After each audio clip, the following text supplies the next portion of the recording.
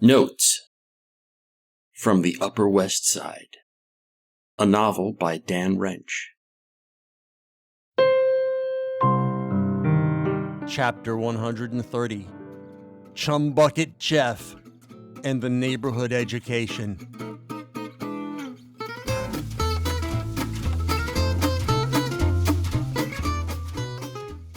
I know you femmes are whinging, especially you chicks who got all teary when I stormed out of the Film Center Cafe and made Cammy cry. You social network warriors reading this tale of revenge and justice in a book club 20 years from now or for your doctoral thesis in American literature are thinking, what sort of evil bastard would run away to Florida and abandon his family?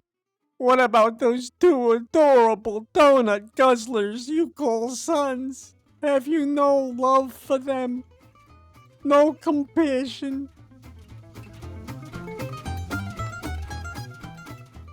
To be honest, knowing there are church-brained chicks who would ask these questions seriously and might one day read this tale makes me want to delete the manuscript from the hard drive. But no, I wouldn't desert the little bastards, even though I'm pretty certain at least one of them will survive puberty by plotting my assassination. On the other hand, the billion or so men who will eventually read this book know instinctively that both my boys would be better off without me. Am I right? What are the little money sumps learning from their old man anyway? Daddy, are those hot bitches laughing at the metal finger you put in your nose? This is the paternal future I have to look forward to if I stick around. But enough tyke talk. When I got to the Mermaid, I ordered up some St. Pauli girl from Barkeep Jeff. Jeff was the Chumbucket stoner the Mermaid would one day replace with Mike, the guy who got really frustrated and screamed at the ceiling. You remember? The guy who ended up getting the job at the ad agency?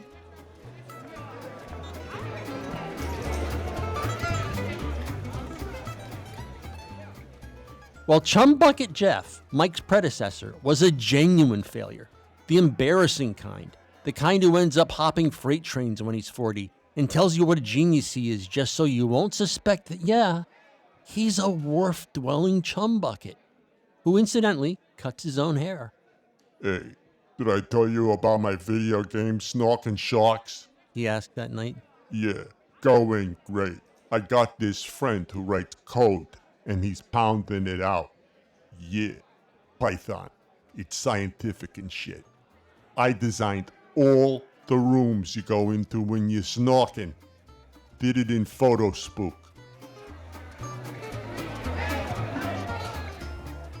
Can I buy it somewhere? Nah, it'll be ready soon. He'll be saying that for the next 7 years. I was aware of talking with a chumbucket, but the Paxamander made him seem relatable and charismatic, like a smiley uncle.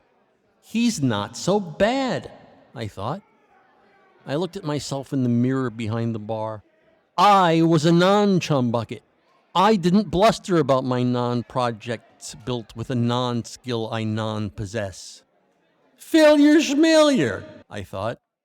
You might assume I would try to follow up on that feeling the next morning, that I would jump up and pop another Pax before letting myself think about the previous day and its epic humiliations that only ended when I knocked back some drugs and guzzled a large dose of alcohol in an Upper West Side bar where no decent piece of ass lets itself be seen on a weeknight. Well, I didn't remember the drugs when I popped awake, oh my pals.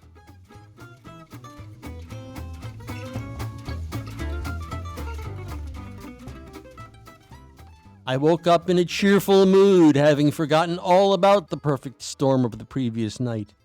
It was bliss until I felt my bare feet touch the frieze carpeting next to my bed. Then it all came back to me in its clammy, metallic infamy. Oh yeah, I suck. And I had confessed the logistics of my suckiness to Barkeep Jeff. The original dog you're not supposed to lie down with because when you do, you see dog dick.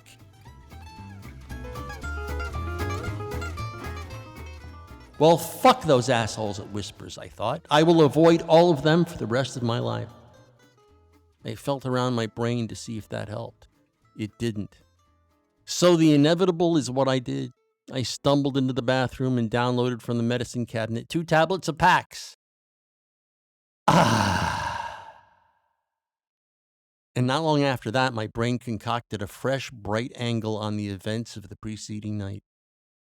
But between the pill popping and the angle concocting, the boys staggered into the hallway. They were in a bad mood because their mom woke them up by flicking on the overhead light in their bedroom and barking, Uppity up up up. which is a little harsh when you're groggy, Daddy, are you going back to bed? Harry asked. After Sammy and I walk you to school, I'll probably come home and take a nap. I want to take a nap. Junior laughed. We all want a nap.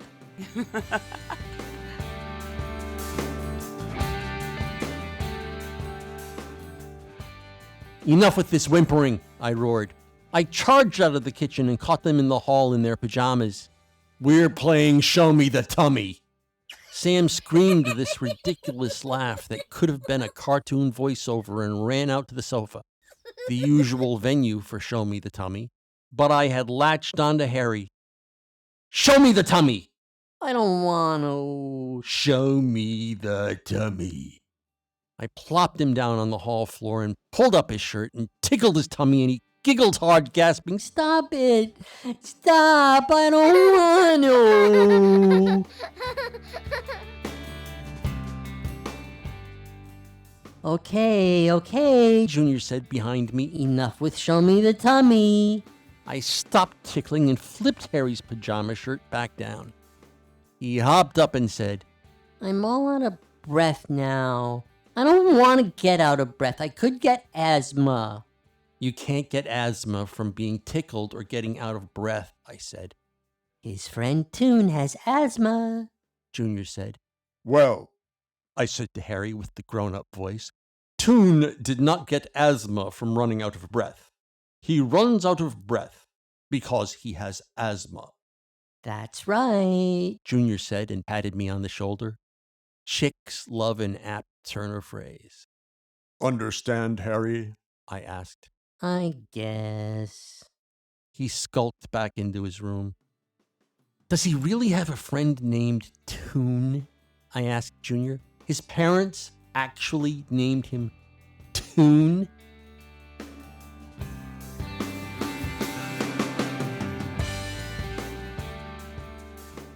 I want to play, Sam said from the sofa. Sometimes you forget the other kid. Roar! I roared. I grabbed him by the back of his shirt and flipped him over on the couch. He screamed his laughy squeals as I tickled the leftover sleep out of him. Roar! I said again. That's it, I said. I pulled away like a magician letting the doves fly free. Go get dressed, you bat-faced bastard. Sammy jumped up without a word, but with a big grin on his face and a laser-like gleam in his eye, and ran into his room to join Harry. retard. It was Harry's voice, only a little muffled.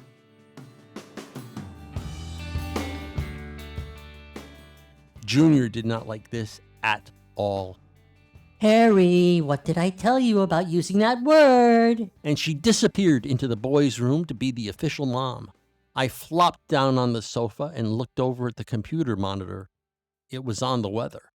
I wanted to go over and maybe browse HuffPo to see who was destroying our democracy today, but I was too lazy. Used to be I'd flip open the Times. I still got delivery of the Times, the actual paper, but nobody bothered to bring it in anymore.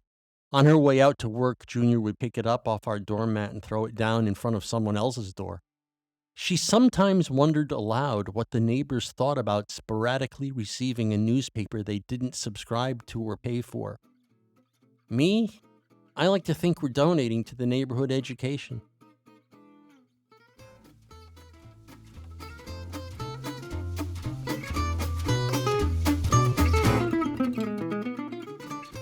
Notes from the Upper West Side is a work of fiction. The people depicted in this work do not exist. Notes from the Upper West Side. Copyright 2024 by Dan Wrench.